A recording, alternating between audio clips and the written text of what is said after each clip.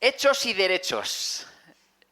Como dice Mike, nos gusta mucho poner títulos a las series, a las predicaciones, a las cosas que hacemos en general en la iglesia, rimbombantes, porque es una manera en realidad de que también pues rápidamente asociemos lo que estamos haciendo a este título tan particular, tan sui generis, ¿verdad? Y recordemos más fácilmente qué es lo que estamos hablando. Si a esta serie hubiésemos llamado, yo qué sé, serie sobre los hechos, pues hombre, uno, es poco original y no nos gusta lo poco original. Y dos, seguro que hay muchas por ahí que se llaman así. Ahora, una que se llame Hechos y Derechos, pues quizás hay alguna, pero me juego la mano izquierda y la derecha que no hay más de 5. Y la historia es que nos gusta mucho trabajar en esta iglesia por series, lo decimos muchas veces, porque creemos que es una manera en la que fácilmente podemos todos estar durante unas semanas, durante un tiempo, tratando un tema en particular de manera profunda, ir al grano de las cosas. Algunas veces cuando hacemos predicaciones sueltas está bien porque son temáticas, tratamos algo en concreto que sentimos que Dios quiere tratar con la congregación, pero cuando lo enmarcamos en una serie es verdad que nos da tiempo a profundizar, a alargar más el tema y poder meternos más de lleno, ¿verdad? Y después de algunas series con las que hemos arrancado el año, hicimos la serie de Adviento, si os acordáis, para finalizar el año, arrancamos hablando acerca de generosidad, os acordáis de ese señor de la película, ¿verdad?, de dibujos que os dije. Y luego hemos tratado la serie también de relaciones sanas, con la amistad, con la pareja, con los amigos, etcétera, etcétera, etcétera. Dijimos, vamos a tratar ahora un libro en particular de la Biblia. Porque está muy bien ir tratando temas, ir tratando cosas. Evidentemente todo lo hacemos basado en la Biblia, solo faltaría, ya lo sabéis, ya nos conocéis, es un valor de nuestra iglesia, la palabra de Dios, las escrituras, la enseñanza. Pero creemos que de vez en cuando es bueno que tratemos libros en concreto de la Biblia. No sé si os acordáis que el año pasado por estas fechas más o menos, quizás un poquito más adelante, después de Semana Santa me parece que fue, tratamos el libro de los jueces y estuvimos durante un tiempo hablando de los jueces, si os acordáis, ¿verdad? Pues ahora queremos hacer lo mismo, pero con el libro de los hechos. Y lo queremos hacer por dos motivos. En primer lugar, porque como decía, es bueno ahora que vayamos a un libro en concreto durante unas semanas. Además, si os habéis fijado, si habéis caído en la cuestión, es lo mismo que Joria está enseñando en las clases bíblicas que hacemos los lunes. Hemos empezado a la vez esta serie con las clases bíblicas acerca de los hechos. Y el segundo motivo para tratar este tema es que creemos firmemente que Dios nos está llevando en esta siguiente etapa a una época en la que como iglesia ser más misionales, ser más intencionales y salir de las 4 paredes que hacen el local de la iglesia y salir ahí fuera y alcanzar a los perdidos. Y el libro de Hechos, este libro que vamos a estar analizando ahora durante las próximas semanas, es un libro que viene que ni pintado porque a través de la acción sobrenatural del Espíritu Santo vemos cómo nace la iglesia primitiva y cómo esta iglesia es utilizada por Dios para expandir el evangelio por el mundo conocido en ese momento. Así que por eso vamos a estar metidos de lleno en este tema. Hecho y derecho. ¿Cuántos habéis escuchado esta frase hecha? Todos, la mayoría, ¿verdad? Hecho y derecho es una frase hecha que hace alusión, hace referencia a esas personas que cuando decimos que alguien es hecho y derecho significa que alguien es adulto y maduro. Es una persona hecha y derecha. Como Dios manda, ¿verdad? Es un sinónimo, otra frase hecha también, ¿verdad? Que podríamos meter ahí. Lo que pasa es que llamar a una serie como Dios manda, pues hombre, sería raro, ¿no? Y dijimos mejor hecho y derecho. Y nuestro objetivo al iniciar esta serie es que cuando la acabemos podamos identificar, después de cada sesión, después de cada domingo, de cada enseñanza, de cada predicación, aspectos de esa iglesia primitiva que vamos a estar analizando, que nos llevarán a ser creyentes realmente más adultos y más maduros en nuestra forma de relacionarnos con Dios y de ser iglesia. Y por eso vamos a estar siendo cristianos más hechos y más derechos. ¿Sí? ¿Estamos conmigo todos? ¿Sí? Podemos decir ¡aú! En lugar de decir amén, ¿no? Para no decir amén. ¿Alguien conoce a Guillem Correa, por cierto? Es el presidente del Consell Evangélico. ¿Os suena? Este hombre cada vez que ora, no sé si lo tenéis en mente. Amén, amén, amén, amén, amén.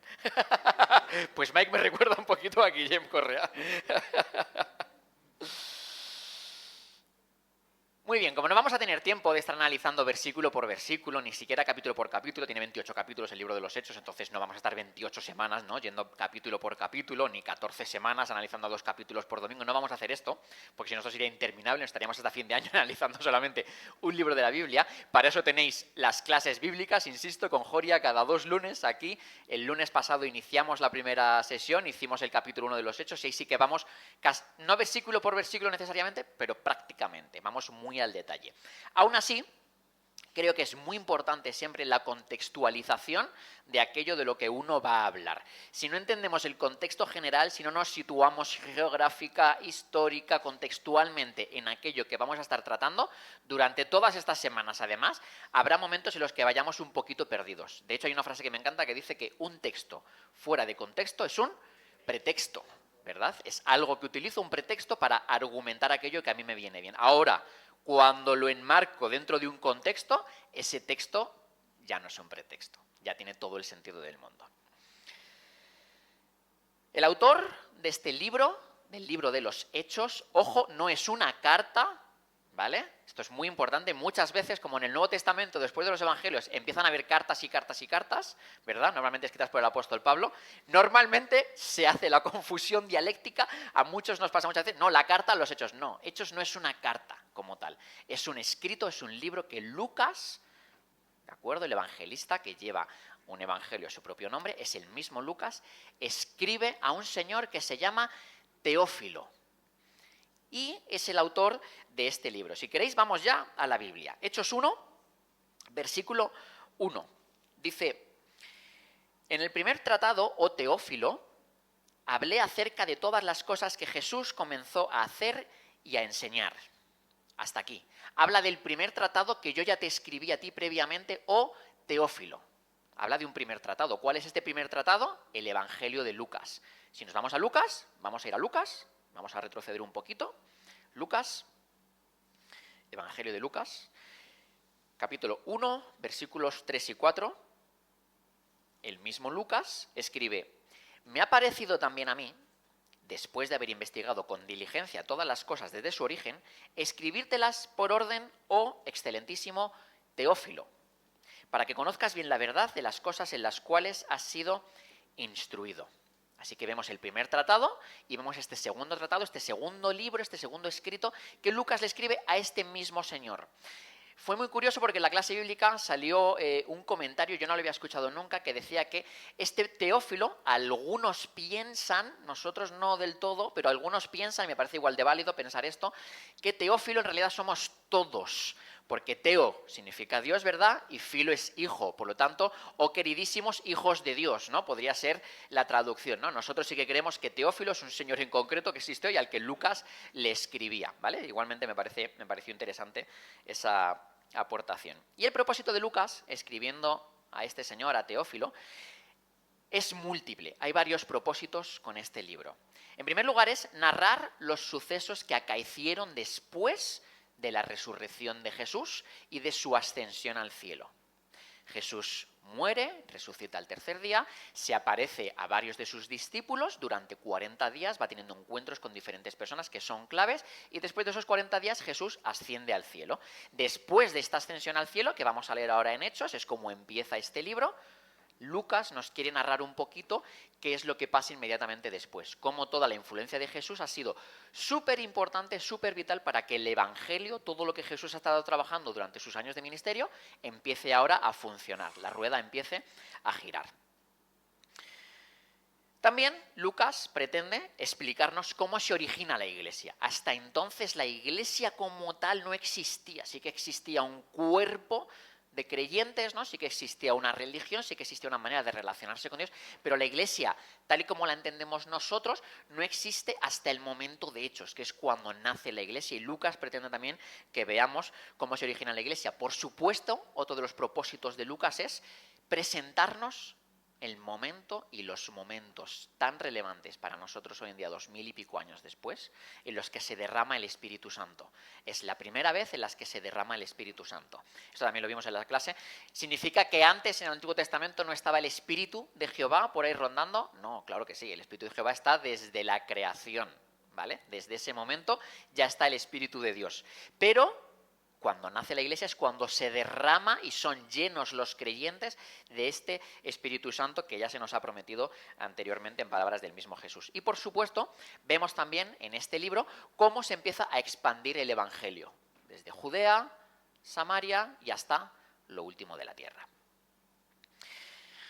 Muchos de vosotros en vuestras Biblias, seguramente, yo lo tengo aquí, no se ve evidentemente, pero pone Hechos de los Apóstoles. ¿Lo tenéis todos en las Biblias? Seguramente la mayoría lo tenéis.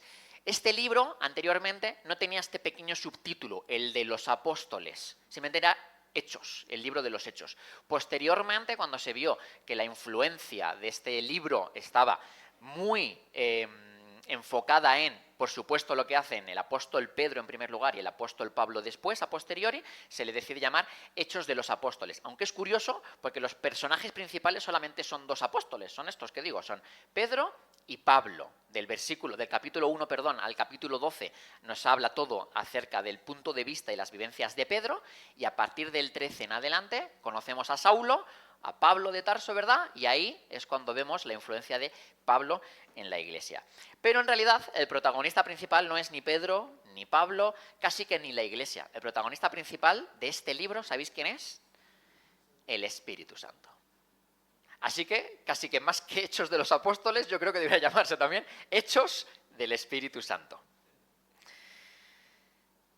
El libro de Hechos, además, cubre de manera selectiva los primeros 30 años del nacimiento de la Iglesia.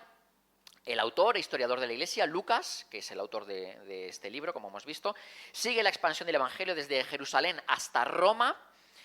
Menciona 32 países, 54 ciudades, 9 islas del Mediterráneo, a 95 personas y a varios funcionarios y administradores con sus títulos concretos y específicos. Así que no solamente es un libro de inspiración o de teología, sino que también tiene momentos históricos relevantes, los cuales, por supuesto, dan veracidad a todo lo que el autor está describiendo. Y, por último, para acabar de contextualizar un poquito, si no esto sería in aeternum, en varias ocasiones leemos algo muy curioso durante el libro, que es que Lucas se implica a sí mismo y habla de nosotros o dice nos, en referencia a algunos viajes misioneros que él también hizo juntamente con Pablo.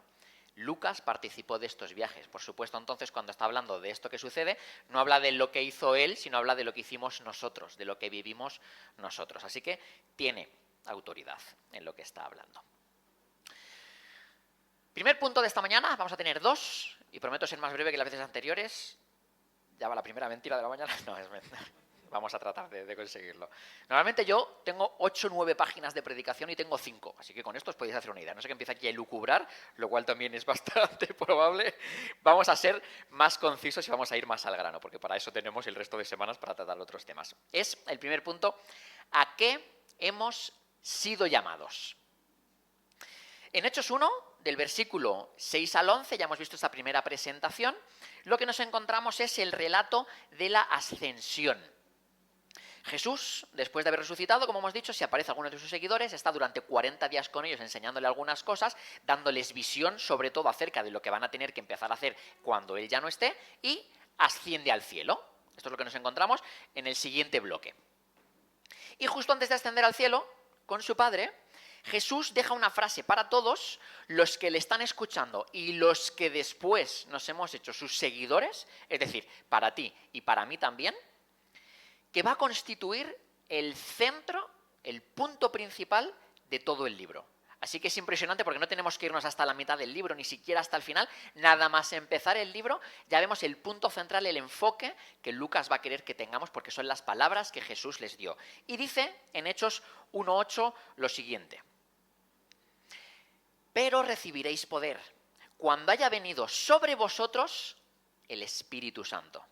Y me seréis testigos en Jerusalén, en Judea, en Samaria y hasta lo último de la tierra.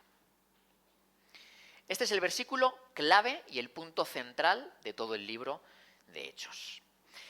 Empieza hablando de Jerusalén. Jerusalén era una ciudad, la capital más importante, ¿verdad?, para todos los judíos, y estaba en la región de Judea. Por eso va en orden, va de más cercano a más lejano. Y empieza diciendo, primero en Jerusalén, es decir, allí donde estáis, después nos iremos a Judea, cuando toda Jerusalén haya sido alcanzada, iremos a la región de Judea.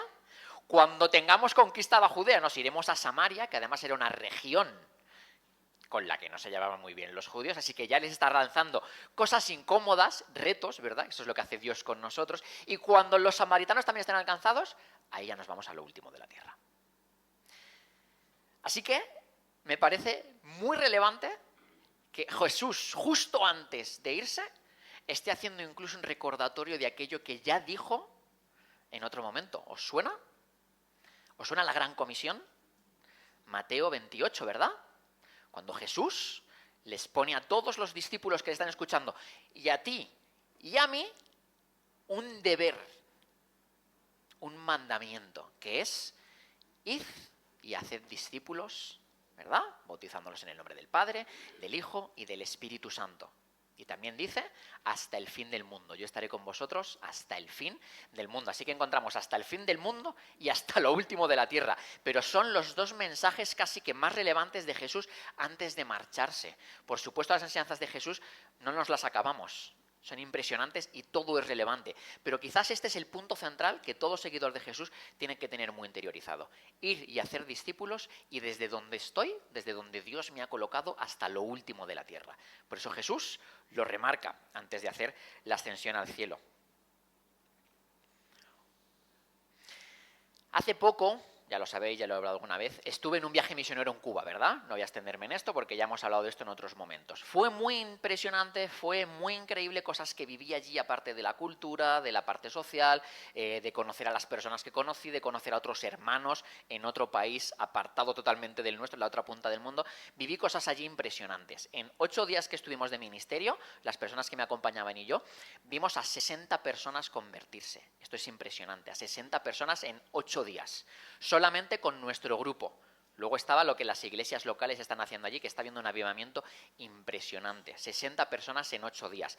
Yo personalmente, además, tuve el regalo enorme de parte de Dios de poder vivir como personas después de que yo pudiera compartirles el mensaje del Evangelio, de hacerles ver que eran pecadores, que necesitaban a Jesús, que si confesaban con su boca y creían en su corazón que Jesucristo es el Señor, que murió por ellos en la cruz por sus pecados, que resucitó al tercer día y que decidían aceptarle como su Señor y Salvador el resto de sus días, si decidían hacer esto, eran salvos.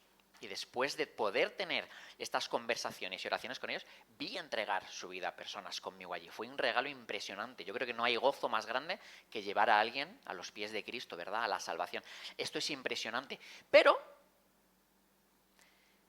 si yo he vivido esto en Cuba y regreso aquí, a España, a Sabadell, a Castellar del Vallès, donde yo vivo, y no trato de replicar en absoluto nada de todo esto que yo he vivido allí, ¿de qué le sirvo yo a Dios yendo a lo último de la tierra, si en Jerusalén, si en Judea, si en mi Samaria, donde yo estoy, donde yo vivo, no hago esto? ¿De qué le sirvo yo a Dios en Cuba, si en Sabadell, que es donde Dios sí que me ha llamado, porque a mí Dios no me ha llamado a Cuba, Dios no me ha llamado a República Dominicana, ni a Estados Unidos, ni a la India? Quizás lo hace en algún momento, no lo sé. Dios donde me ha llamado ahora es aquí y ahora.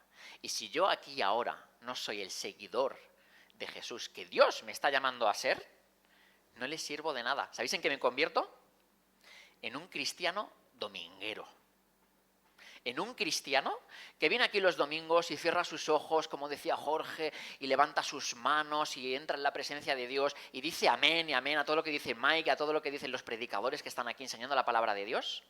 Pero cuando sale de aquí a las 2 más o menos de la tarde, después de haberse despedido de todo el mundo y muchos abrazos y te quiero y demás, llega a su casa y el resto de la semana aquí nadie sabe quién soy, ni si soy cristiano, ni si soy luz, ni si soy diferente, ni si digo mensajes que son contraculturales en esta sociedad. Porque soy un cristiano dominguero. De nada le sirvo a Dios. ¿Qué le importa a Dios que yo vaya a Cuba? ¿Entendemos esto? Es súper importante que lo podamos interiorizar esto. Dios nos llama a cada uno a sitios completamente diferentes. Yo no puedo ser luz en el trabajo de Edison, de Rollo. Yo no puedo.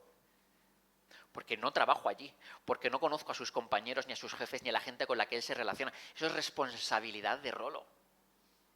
Rolo no puede ser luz aquí entre semana en el barrio porque no está aquí arriba en la oficina trabajando, ni con el cartelito, ni estando... Esa es mi responsabilidad. Eso es lo que Dios me llama a hacer a mí. Y si yo no soy luz con mis vecinos, con el que comparto tiempo en el ascensor, con los papás del colegio de mis hijos, con mis compañeros de trabajo, con mis jefes, si yo no soy luz con estas personas que son mis personas de mi entorno, ¿de qué le sirvo yo a Dios yéndome a hacer viajes misioneros una vez cada tanto tiempo? De nada. Si queremos ser unos cristianos hechos y derechos, debemos ser cristianos los 7 días de la semana y no solamente el domingo. Hechos es la continuación de las obras de Jesús, después de haber resucitado, ¿verdad? Es lo que acabamos de ver. Vamos a ver un momento qué es lo último que sabemos de Jesús antes de que Lucas escribiese este libro. Mateo 28, versículo 18 en adelante. Mateo 28, versículo 18.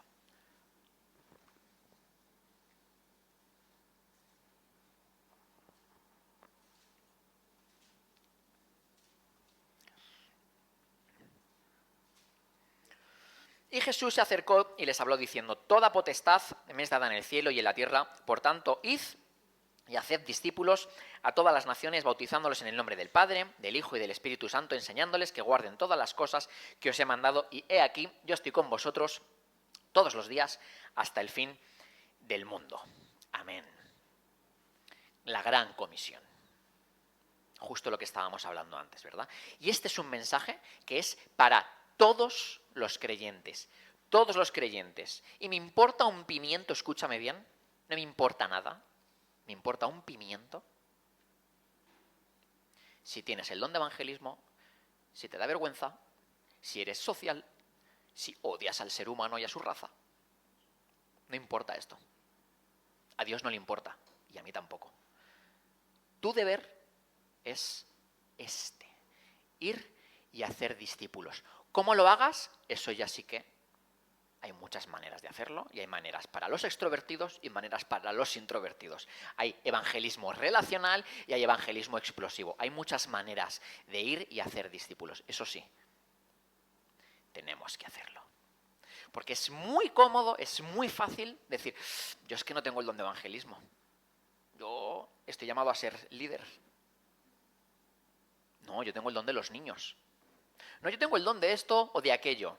Y pocas veces escuchamos que alguien dice: no, mi anhelo, mi pasión es ir y alcanzar a los perdidos.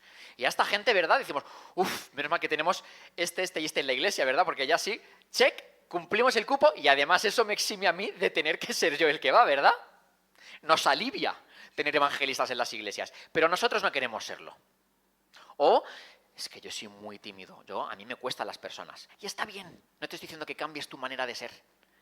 Eres como eres y como Dios te ha hecho. Pero los tímidos también están llamados a la gran comisión. Y no sirve de nada, por eso me ponía así un poquito antes, que me importa un pimiento cómo seas y la excusa que pongas, si no estás cumpliendo con este mandato de Dios, con la gran comisión. Y por supuesto, con aquellas palabras que hemos leído de Jesús en Hechos. Hasta lo último de la tierra, pero empezando en tu lugar donde tú vives. Si tú has decidido seguir a Cristo, si quieres ser un cristiano hecho y derecho, tienes la responsabilidad espiritual y divina de ir y hacer discípulos. En tu lugar, después más lejos, y ya después, si quieres, si Dios te llama a ello, a lo último de la tierra. Último punto. Qué guay esto, ¿eh? Ahora voy a estarme una hora en el último punto. ¿Cómo hemos sido llamados? Hemos visto a qué hemos sido llamados. ¿A qué hemos sido llamados? ¿Alguien me responde? A la gran comisión, a hacer discípulos, a ser luz en el sitio donde Dios nos ha llamado a estar, ¿verdad? A esto hemos sido llamados. ¿A qué? A todo esto. ¿Cómo vamos a seguir avanzando? Es muy interesante fijarnos en la primera parte del versículo 8. Nos hemos fijado más bien ahora en la segunda parte, ¿verdad? ¿Qué dice la primera parte?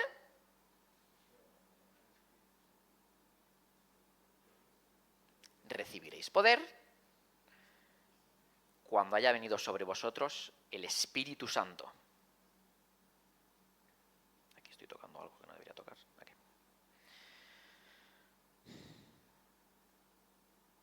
Después de todo esto, Cristo asciende a los cielos en el Monte de los Olivos y los discípulos se quedan orando en el aposento alto. Es muy interesante que dice que están unánimes. Es la primera vez que están unánimes estas personas. Eran conflictivos muchas veces entre ellos. Están unánimes orando hasta que Pedro, de repente, ¡tin!, se le ilumina la bombilla y dice, ¡ojo!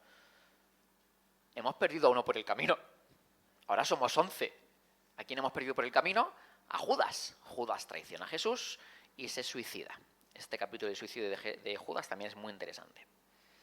Y de repente Pedro dice, hay un versículo, hay una parte en los Salmos en la que se nos habla de esto, que dice que otro debe ocupar el lugar de este discípulo, porque tenemos que ser 12. Esto lo tenemos todos meridianamente claro. Así que lo que hacen es que echan a suertes entre Matías y Justo a ver quién de los dos debe ser este 12º discípulo. Y las suertes, Dios hace que todo confluya en que sea Matías, este 12º discípulo. Vamos a leer, porque nos quedamos aquí y avanzamos. Esta parte no es la interesante de esta mañana. Hechos 2, capítulo 2, versículos del 1 al 13. Dice, cuando llegó el día de Pentecostés, estaban todos unánimes juntos. Y de repente vino del cielo un estruendo como de un viento recio que soplaba, el cual llenó toda la casa donde estaban sentados, y se les aparecieron lenguas repartidas como de fuego, asentándose sobre cada uno de ellos. Y fueron todos llenos del Espíritu Santo, y comenzaron a hablar en otras lenguas, según el Espíritu les daba que hablasen. Y moraban entonces en Jerusalén judíos, varones piadosos de todas las naciones bajo el cielo. Y hecho este estruendo, se juntó la multitud, y estaban confusos, porque cada uno les oía hablar en su propia lengua. Y estaban atónitos y maravillados, diciendo, mirad, ¿no son galileos todos estos con los que hablan? ¿Cómo, pues, les oímos nosotros hablar cada uno en nuestra lengua en la que hemos nacido? Partos, medos, elamitas y los que habitamos en Mesopotamia, en Judea, en Capadocia, en el Ponto y en Asia, en Frigia y en Pánfilia, en Egipto y en las regiones de África más allá de Cirene, y romanos aquí residentes, tanto judíos como prosélitos, cretenses y árabes, les oímos hablar en nuestras lenguas las maravillas de Dios. Y estaban todos atónitos y perplejos, diciéndose unos a otros, ¿qué quiere decir esto? ¿Qué significa? Mas otros, burlándose, decían, están llenos de mosto. Este pasaje es impresionante. Nos encontramos en el día de Pentecostés. Pentecostés era una de las festividades más importantes del pueblo judío. Y se celebraba 50 días después justo de la fiesta de las primicias, que era como la gran fiesta del pueblo judío, donde celebraban, recordaban la salida de Egipto, la liberación de los primogénitos, etcétera, etcétera, etcétera. Justo 50 días después se celebraba esta fiesta, la fiesta de Pentecostés. Fecha además, esta toda en la que muere Jesús, después de la fiesta de las primicias, ¿verdad?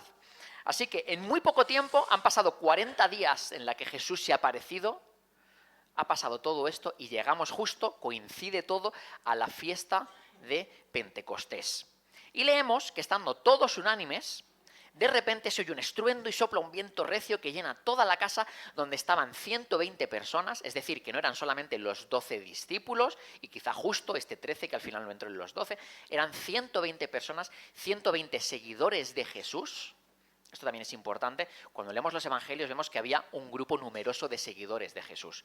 Nos centramos en los 12, pero había multitudes siguiendo a Jesús y había un grupo regular además que hay diferentes versiones, 70, 170, 150, había seguidores de Jesús. Aquí encontramos el número exacto que nos dice que son 120 creyentes y vemos cómo se les aparecen una especie de lenguas de fuego que se posan encima de ellos y de repente empiezan a hablar en lenguas que les son desconocidas. Aquí en este pasaje en concreto no es que hablasen en lenguas angelicales, están hablando en lenguas conocidos los unos por los otros. Y se nos narra 15 naciones en concreto. Nos habla de los partos, de los medos, de los árabes, ¿verdad?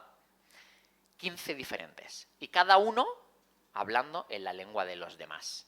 Y entendiéndose entre ellos. Esto es brutal. Este es el primer derramamiento que encontramos del Espíritu Santo. Pero, ¿cómo acaba este capítulo? Esta sección. ¿Qué pone? Versículo 13.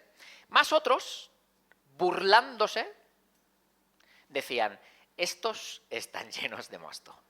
Esta gente ha bebido ya de buena mañana, era por la mañana.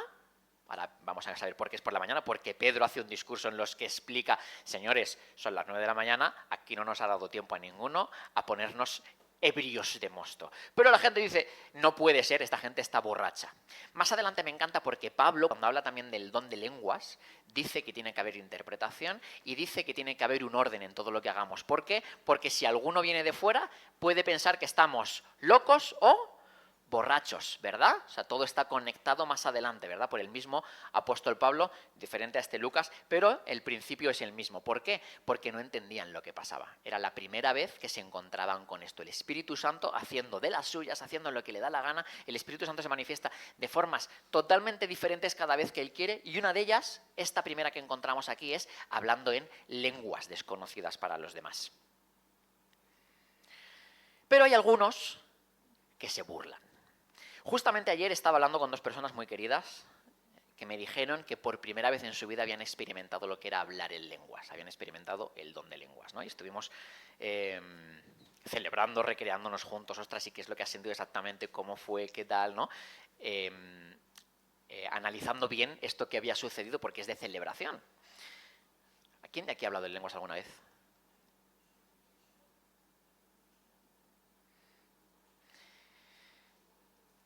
Me pierdo, perdón. Y hablábamos con estas personas de la facilidad que tenemos los mismos cristianos, no estos que te pueden acusar de que estás borracho o que estás loco, los mismos cristianos dentro de las iglesias, de muchas veces burlarnos de la acción sobrenatural del Espíritu Santo. Porque cuando no lo hemos experimentado en nuestras propias carnes, cuando no lo acabamos de creer, o incluso cuando nuestra teología no lo puede explicar, entonces cuestionamos lo que Dios es capaz de hacer o no. Pero déjame decirte que a Dios no se le puede contener. No puedes contener la acción ni el poder de Dios, del Espíritu Santo. Ni siquiera, y atención a esto, teológicamente. Hay cosas que no entendemos de Dios y que no está todo aquí explicado en la Biblia. Aquí tenemos lo que necesitamos comprender. Pero la fe, creer lo que Dios puede hacer y el mover sobrenatural de Dios va mucho más allá de cajones teológicos, de cajones bíblicos. Tú no puedes contener lo que Dios puede hacer. Y si en tu teología no entra que Dios pueda hacer según qué cosas, a Dios no le importa que no entre en tu teología, porque Él puede hacer lo que Él quiera, porque Él es soberano, Él es omnipotente. ¿Sí?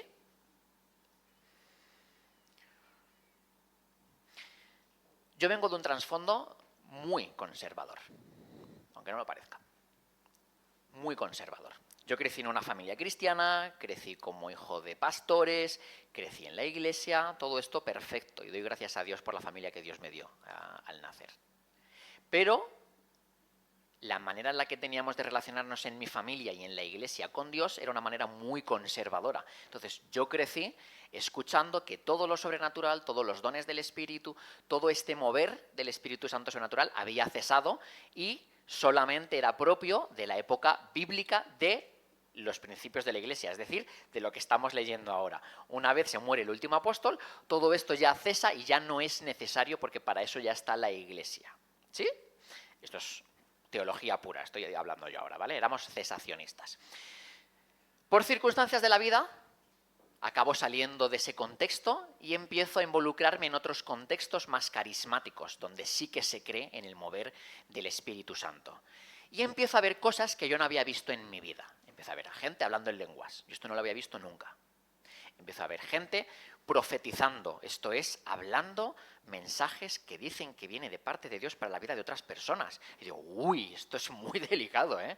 Esto hay que tenerle mucho respeto. Empiezo a ver sanidades. Con mis propios ojos empiezo a ver sanidades. Y a pesar de estar viendo todo esto y de verlo en contextos que para mí eran seguros y con personas a las que yo respetaba profundamente, había una parte de mí que era escéptica todavía. Nunca me burlé de esto, nunca, y esto sí que lo tengo que decir, no llegué a este punto en el que encontramos aquí, pero sí que lo cuestionaba. sí que lo ponía en tela de juicio. Y había una parte de mí que decía, esto es manipulación, esto es show, esto es X cosas que muchas veces hemos oído por ahí o hemos pensado, de verdad. Y ahora aquí me estoy abriendo a vosotros. Yo pensaba todo esto. ¿Sabéis cuándo dejé de pensar todo esto y a creerlo firmemente? Cuando lo experimenté. El día que el Espíritu Santo se derramó sobre mí y tuve mis primeras experiencias proféticas con otras personas, ese día estaba muy nervioso, me temblaba todo, estaba incluso enfadado diciendo lo que estaba diciendo porque era como que no me lo podía creer. Alguna vez os he explicado esto, ¿verdad? Ese día se me desmontaron todas las barreras, porque experimenté el poder sobrenatural del Espíritu Santo y experimenté lo que el Espíritu Santo es capaz de hacer. Y lo que antes veía con ojos de escepticismo, después empecé a verlo con ojos de gratitud y esa sed de quiero más de esto, Dios, dame más. Quiero practicar, quiero ejercitar estos dones, como dice tu palabra, ¿verdad? Ejercitad los dones. Ese día me di cuenta que para ser un cristiano hecho y derecho, uno no puede cuestionar la obra del Espíritu Santo. Uno no puede cuestionar la obra del Espíritu Santo. Así que si queremos crecer en madurez, no metamos al Espíritu Santo, no metamos a Dios en cajas, en cosas que nuestra mente es capaz de entender, porque tú a Dios no lo vas a entender jamás. Dios es inacabable, es infinito. Y yo quiero una iglesia donde veamos más del poder del Espíritu Santo. ¿Amén? Yo quiero ver una iglesia donde experimentamos sanidades, donde hay profecías, donde se oye hablar en lenguas con interpretación. Me da igual, yo quiero ver más del poder del Espíritu Santo. Esa es la iglesia que yo sueño tener. Y hay veces que creo que estamos tan limitados, tan cohibidos, con tanta vergüenza, con tanto escepticismo muchas veces de experimentar todo esto y de que se nos tilde de locos, de show, de extremistas, que coartamos totalmente cualquier cosa que el Espíritu Santo quiera hacer. Y me niego en rotundo a ser una iglesia así. Así que vamos a ir a por más. ¿Estamos dispuestos a esto? Vamos a romper la incomodidad que nos separa de experimentar lo que Dios quiere hacer en y a través de nosotros. Vamos a experimentarlo, porque vamos a forzar la máquina, vamos a ponernos delante de la presencia del Espíritu Santo y vamos a pedirle que Él intervenga. Vamos a practicar estas cosas. Esto es lo que viene a partir de ahora, ¿eh? Esto es lo que viene. Y si te sientes incómodo con esto, no pasa nada. Hay un montón de iglesias, tranquilo. Muchas iglesias. Gracias a Dios. Y de todo tipo. Y en casi todas está la presencia de Dios. Pero aquí vamos a buscar esto. Vamos a buscar la presencia y el mover sobrenatural del Espíritu Santo.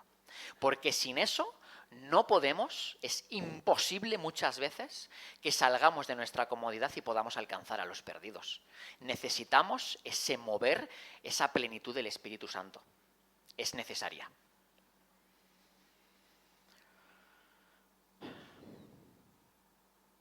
Después de todo esto, Pedro, evidentemente lo podéis leer en casa esto, niega que estén borrachos y pone encima de la mesa una cosa muy interesante. Pone encima de la mesa una promesa que Dios le dio a Israel hacía mucho tiempo a través del profeta Joel, en la cual se profetiza cientos de años antes que efectivamente va a venir la presencia del Espíritu Santo sobre los creyentes y sobre su iglesia. Esto lo encontramos en Joel, capítulo 2, versículos del 28 al 32, que os dejo que leáis en casa. Y Pedro acaba su discurso no solamente hablando de las promesas de Joel, de Dios, perdón, a través del profeta Joel, sino de las promesas de Dios también a través del rey David, cuando habla de que se cumple la muerte y la resurrección y ascensión de Jesús al cielo con su Padre. Y Pedro trae a esto otra vez a colación y dice, oye, era una máquina Pedro. Pedro es el que se ha acordado de que en los Salmos habla que tenemos que ser 12 y hay que enmendar esta falta que nos ha causado Judas. Y Pedro se acuerda de Joel, de los Salmos, me encanta porque era un hombre conocedor de la palabra. Si tú no conoces la palabra de Dios, te falta la espada con la que defenderte. Necesitas conocer la palabra de Dios. Incluso muchas veces para decir, uy, esto que está diciendo este chico con este poco pelo que tiene así tintado y estos piercings así, no sé qué, esto va en contra de la palabra de Dios. ¿Por qué? Porque la conocerás. No estoy diciendo nada en contra de la palabra de Dios, tranquilos. Pero es necesario que conozcamos la palabra de Dios. Pedro la conocía al dedillo. Y por eso cuando están sucediendo cosas, está diciendo, ojo, que no pase esto de largo, que no os pase desapercibido. Estamos experimentando lo que Dios ya prometió cientos de años antes. Gloria a Dios.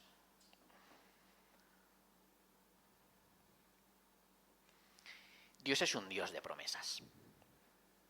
Y Dios cumple todas sus promesas. ¿Cuántos aquí hemos recibido una promesa de parte de Dios que se ha cumplido? Dios es un Dios de promesas. Dios cumple sus promesas. Hará cosa de un mes más o menos, un mes, 5 semanas, nos enteramos que íbamos a ser papás de nuestro tercer hijo. Y fue una noticia sorprendente por un lado y por otro lado de gran bendición. Nosotros siempre que hemos sabido que vamos a ser papás, al segundo hemos dado gracias y gloria a Dios. Esto lo hemos tenido siempre súper claro. Pero lo que fue gozo al principio, rápidamente se tornó en angustia y en ansiedad, porque la primera visita que tuvimos en el ginecólogo, donde examinaron a Gretel, el ginecólogo, después de explorarle y demás, le dijo a Gretel que este bebé que estaba en camino quizás no llegaba, porque el saco donde tiene que estar el feto no se acababa de ver bien lo que había ahí, parecía que no había nada. Entonces nos mandó a hacer unos análisis y cuando Gretel tuviera el resultado de los análisis teníamos que volver a hacer otra visita pasada más o menos media semana, unos 4 días. En esos 4 días estuvimos devastados, porque nos habíamos estado una semana y media haciéndonos la idea de volver a ser papás, de que Adán fuese el hermano mediano, de que quizá venía otra niña, otro niño, de soñar con nuestra familia, ¿no? Que es lo más preciado que Dios nos ha dado aquí en la tierra. Y de repente todo eso se torna en angustia. Y yo recuerdo ese día salir de la consulta ginecológica, yo iba callado. Solo le pregunté a Gretel, ¿cómo estás? Me dijo, no quiero hablar. Ok. Entonces íbamos conduciendo desde Barcelona hasta Castellar. Y a mitad del camino, Gretel se pone a llorar en el coche y me dice, siento muy fuerte que Dios me está diciendo que Él no da regalos vacíos. Él no da regalos vacíos. Y yo iba conduciendo y no quieres decir nada en ese momento porque tu mujer está muy sensible, evidentemente. Le han dado una noticia muy mala y encima te está diciendo que está sintiendo algo de parte de Dios. Así que mejor no decir nada. Y dije, wow, vale, cariño.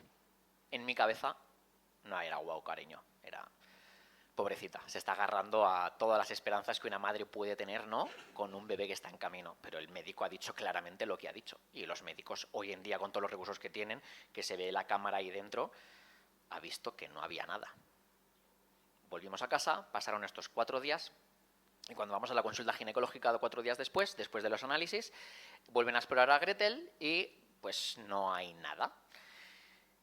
Y en la segunda exploración que le hacen, el médico se le enciende la bombilla y dice, espera un momento, voy a explorarte con una eco de toda la vida por aquí encima de la barriga, levántate la camiseta, te pongo el gel, empieza a explorarle y tal, no sé qué, y ahí, en uno de los movimientos, ¡pum!, nos congela la imagen y se veía ya un embrión hecho y derecho. Se veía un bebé. Era, espera. Y él me dijo, ahí va, esto es porque como es tu tercera cesárea y tal, y no sé qué, pues lo tienes más arriba colocado y el bebé no se veía y tal, no sé qué, pero enhorabuena, sí, vais a ser papás. Y fue como, Dios mío de mi vida. No. Y de repente, Gretel, estando en la camilla ahí con toda su posición, me mira, la miro yo con toda la vergüenza de mi vida y ella me mira y me dice, Dios no da promesas vacías, regalos vacíos. La promesa a la que Gretel se aferró tenía para mí más valor que cualquier cosa, incluso bíblica, teológica o que un médico pudiera decir, porque era Dios hablándole directamente. Y se cumplió. Así que aferrémonos a las promesas de Dios. Dios no falla. Dios no miente, Dios no te engaña, Dios no quiere que te hagas ilusiones para luego sufrir daño. Dios no funciona así, ese no es nuestro Dios. Cuando Dios promete algo, cuando Dios te dice algo, lo cumple. Ese es nuestro Dios. ¿Amén? Ese es nuestro Dios.